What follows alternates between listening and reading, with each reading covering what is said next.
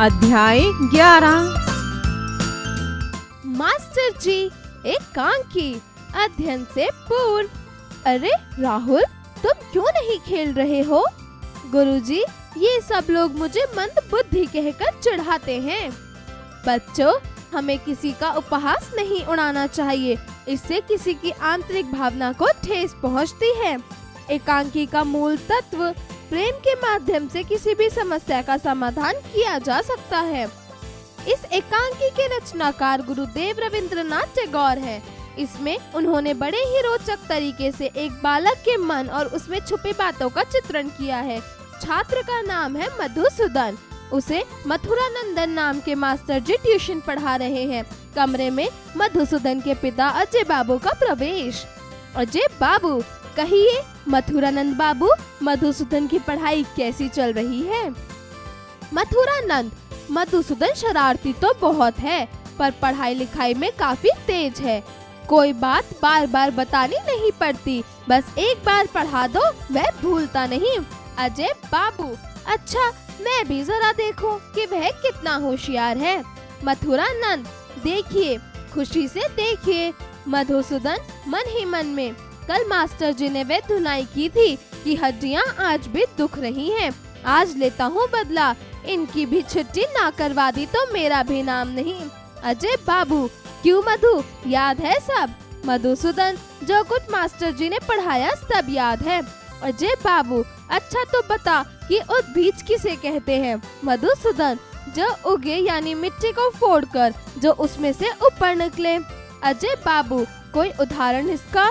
मधुसूदन, केचुआ। मधुरानंद, गुस्से में आंखें तरेर कर, क्यों रे, क्या कहा? अजय बाबू, जरा ठहरिए। मास्टर जी, अभी आप कुछ ना बोलिए। मधुसूदन से, तुमने कविता पढ़ी है? यह बताओ कि वन में क्या खिलता है? मधुसूदन, कांचा। मधुरानंद भेद उठाते हैं। मधुसूदन, क्यों गुरुजी, मारते क्यों हैं? मैं कोई झूठ कहता हूँ? अजय बाबू, अच्छा, सिराजुद्दौला को किसने मिटाया? इतिहास क्या कहता है? मधुसूदन, कीड़ों ने। मथुरानंद, 2-3 बेंत मारते हैं।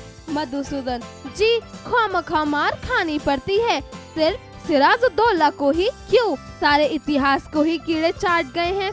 यह देखिए, पुस्तक दिखाता हूँ। मथुरानंद मास्टर सिर खुजाते हैं। अजय बाबू, व्याकरण याद है? मधुसूदन, जी हाँ। अजय बाबू, करता क्या है, जरा उदाहरण के साथ समझाओ। मधुसूदन, जी, करता तो उस जिले के जयलाल मुंशी हैं। अजय बाबू, वो कैसे? मधुसूदन, वे हमेशा क्रियाकर्म को ही लिए रहते हैं। मथुरानंद, गुस्से में, तुम्हारा सिर, पीठ पर बेंत जमाते हैं। मधुसूदन, जी, सिर नहीं, वे तो पीठ है। मथुरानंद, षष्ठी तत्पुरुष किसे कहते हैं? मधुसूदन, पता नहीं। मथुरानंद बेंत दिखाकर धमकाते हैं। इसको तो अच्छी तरह जानता हूँ, तो ये षष्ठी तत्पुरुष। अजय बाबू का हंसना और मथुरानंद का कुड़कर रह जाना। अजय बाबू, अंकगणित सीखा है? मधुसूदन, जी हाँ। अजय बाबू, अच्छा, अगर तुम्हें 6.5 पेड़े देकर यह कहा जाए कि 5 मिनट तक पेड़े खाने के बाद जो पेड़े बचे उन्हें तुम अपने छोटे भाई को दे दो। एक पेड़ा खाने में 2 मिनट लगते हैं। बताओ तुम अपने भाई को कितने पेड़े दोगे? मधुसूदन, एक भी नहीं। मथुरानंद, वह क्यों? मधुसूदन, सब खा ढालूंगा, एक भी नहीं दूंगा। अजय बाबू, बड़ का एक पेड़ रोज 1 सेंटीमीटर बढ़ता है। इस मई की 1 तारीख को वह 1 मीटर का था, तो अगले साल की 1 तारीख को वह कितना ऊंचा होगा? मधुसूदन, पेड़ टेढ़ा हो जाए तब तो कहना मुश्किल है। हाँ, अगर सीधा ऊपर की ओर बढ़ता रहा तो नाप कर देखने पर उसकी ऊंचाई का पक्का पता लग सकेगा, और अगर इसी बीच सूख गया तब तो कोई बात ही नहीं। मथुरानंद, मार खाए बिना तुम्हारी अक्ल के दरवाजे नहीं खुलते। कमबख्त, मार मार कर कमर टेढ़ी कर दूंगा। अजय बाबू, मथुरानंद बाबू, यह आपका वहम है। मारपीट से शायद ही कोई काम बन पाता है। कहा है कि गधे को पीटकर घोड़ा नहीं बनाया जा सकता, पर अक्सर घोड़ा पिटते पिटते गधा हो जाता है। आप अपनी बेंच समेत यहाँ से तशरीफ ले जाएं। कुछ दिन मधुसूदन की पीठ सुस्ता ले तो मैं खुद ही इसे पढ़ाऊंगा। मधुसूदन मन ही मन, जान बची। मथुरा नंद, जान बची साहब। इस लड़के को पढ़ाना तो मजदूरों जैसा काम है। 16 आने मैनुअल लेबर, 30 दिन एक लड़के को पीट कर सिर्फ 5 रुपए मिलते हैं। उतनी ही मेहनत से कहीं छतवत पीटूं तो कम से कम 10 रुपए तो मिल ही जाएंगे। शब्दार्थ, उद्भिज अर्थात एक प्रकार का पौधा या लताएं। धुनाई अर्थात पिचाई। बेंत अर्थात एक मजबूत तने वाली लकड़ी। मीटर अर्थात मापने की एक इकाई। मैनुअल अर्थात हस्त संबंधी। ख्वामखा अर्थात बिना वजह के। उच्चारण करें, रविंद्रनाथ। ट्यूशन, हज्जियां, तिराजुद्दौला। ख्वामखा, कमबख्त, व्याकरण मुश्किल। अध्यापन संकेत, शिक्षक शिक्षिका कक्षा में बच्चों को पाठ से मिलने वाली सीख का अपने जीवन में उपयोग करने हेतु प्रोत्साहित करें एवं इस प्रकार के अन्य गुणों को अपनाने हेतु उचित मार्गदर्शन प्रदान करें। अभ्यास कार्य, जरा बताइए। प्रश्न 1, दिए गए प्रश्नों के उत्तर बताइए। क, मधुसूदन के द्वारा केचुआ का उदाहरण किस शब्द के लिए दिया गया है? उत्तर, मास्टर जी द्वारा उद्योग किसे कहते हैं? सवाल पूछने पर मधुसूदन ने केचुए का उदाहरण दिया था। ख, प्रस्तुत पाठ में इतिहास के किस पात्र की चर्चा की गई है? उत्तर, प्रस्तुत पाठ में इतिहास के सिराजुद्दौला पात्र को लेकर चर्चा की गई है। ग, एकांकी के अंतर्गत व्याकरण में शामिल किन किन तत्वों का उल्लेख किया गया है? उत्तर, एकांकी के अंतर्गत व्याकरण के कुछ सवालों का उल्लेख किया गया है, जैसे कर्ता क्या है और षष्ठी तत्पुरुष किसे कहते हैं। घ, प्रस्तुत एकांकी मास्टर जी किसके द्वारा रचित है? उत्तर, प्रस्तुत एकांकी मास्टर जी गुरुदेव रविंद्रनाथ टैगोर द्वारा रचित है। जरा लिखिए। प्रश्न 2, दिए गए प्रश्नों के उत्तर लिखिए। क, मधुसूदन के द्वारा प्रश्नों का गलत उत्तर देने के पीछे का क्या कारण था? उत्तर, मास्टर जी द्वारा पिटाई होने के कारण मधुसूदन प्रश्नों के गलत उत्तर देकर उनसे बदला लेना चाहता था। ख, अजय बाबू ने मथुरानंद से तशरीफ ले जाने के लिए क्यों कहा? उत्तर, मथुरानंद द्वारा जब मधुसूदन के लिए यह वाक्य कहे जाने पर कि मार खाए बिना तुम्हारी अक्ल के दरवाजे नहीं खुलते हैं, यह सुनने के बाद अजय बाबू मथुरानंद से अपनी तशरीफ ले जाने को कहते हैं।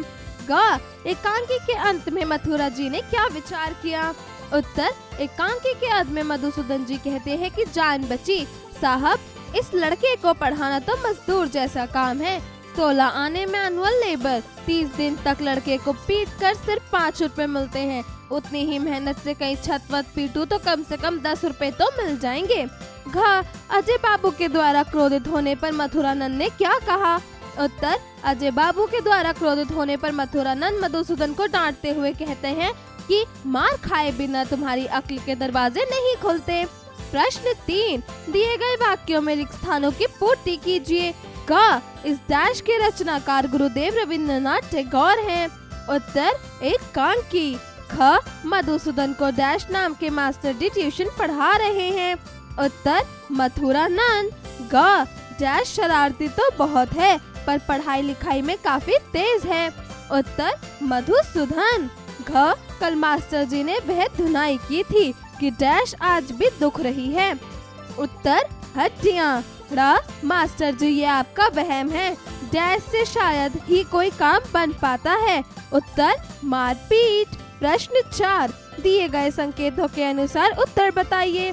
किसने कहा, किससे कहा? क, क्यों मधु, याद है सब?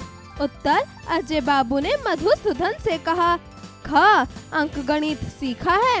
उत्तर, अजय बाबू ने मधुसूदन से कहा। ग, सब खा डालूंगा, एक भी नहीं दूंगा। उत्तर, मधुसूदन ने अजय बाबू से कहा। घ, मार खाए बिना तुम्हारी अक्ल के दरवाजे नहीं खुलते, मथुरानंद ने मधुसूदन से कहा।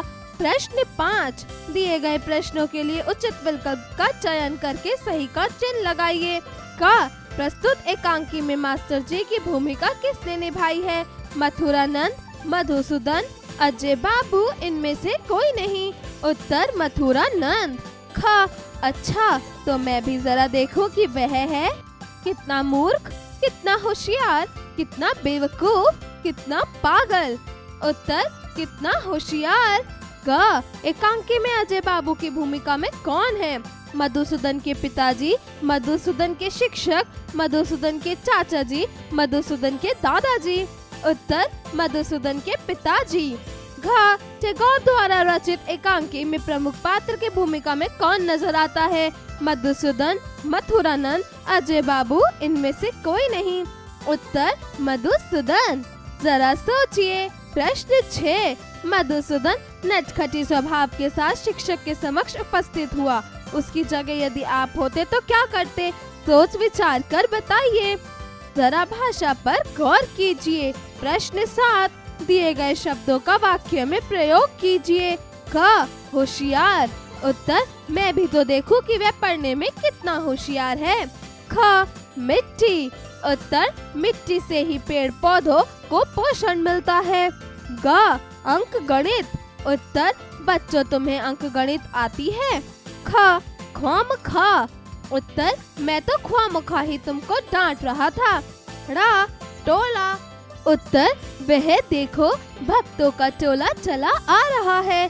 प्रश्न 8, दिए गए तत्सम शब्दों के द्वारा तद्भव शब्द बनाइए। क, तृण। उत्तर तेल।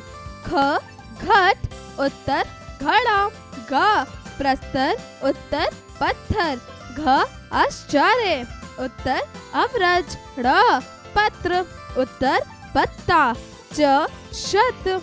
उत्तर 100। छ, मूढ़। उत्तर मूर्ख। ज, अक्ष। उत्तर आँख। झ, शून्य। उत्तर सन। ज्ञ, क्षेत्र। उत्तर खेत। जरा रचनात्मक कार्य कीजिए। प्रश्न 9, किसी दूसरे का उपहास उड़ाने से उसकी आंतरिक भावना को ठेस पहुंचती है। क्या आप इससे सहमत हैं? अपने शब्दों में अभिव्यक्त कीजिए। जरा दिमाग लगाइए। प्रश्न 10, निम्नलिखित रचनाओं में से रविंद्रनाथ टैगोर द्वारा रचित रचनाओं को पहचान करके नीचे लिखिए।